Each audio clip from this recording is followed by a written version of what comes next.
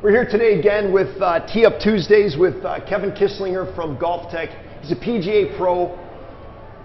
I honestly, again, he struggles with me saying this, but there's nobody that does more golf lessons in southeast Wisconsin than this guy.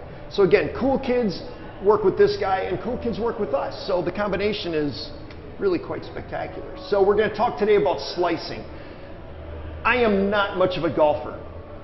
I've got the attention span of a houseplant, and I played power sports mainly, and golf is not a sport that the harder you try, the better you get. From a physical standpoint, I mean, typically if I was going to be playing football and I get amped up and put a whole bunch of power into my body, it's usually a good thing, but it's not a good thing when you're golfing because my shoulders get tight. So slicing the ball, I've had some horrific slices where I didn't think it was possible physically or from a physics standpoint that you could actually hit a ball at a 90-degree direction. I've done that. It's really embarrassing on the first tee. So let's talk about slicing. Yeah, so about 75 to 90% of the players that come into my door complain about slicing. It's one of their main frustrations that they want to correct. And very few of them even know why they slice. So that's the first part, is you have to understand the physics of why it slices. And the physics is controlling the club face. So having the club face point where you want it to point when you strike it. And then just as importantly, controlling the path that the club swings on.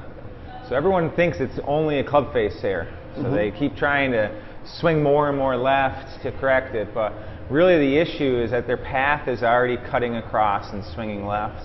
So many slicers actually start the ball straight and then it curves into the woods with that. So one, you have to identify why you slice. Is it your path or your face? And then you have to know how to improve your path. And I can do a little drill here to show you how to improve the path. So really easy, we have our noodle here again. It's really the #1 training aid in golf. You use your golf bag, you have a stand, you're going to put this down, and you want to put it just above your club shaft when you set up. Make sure your golf bag is out of the way so you don't hit it.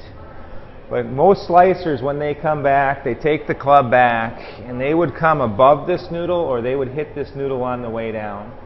And this would signify that outside in cutting across path that makes the golf ball slice.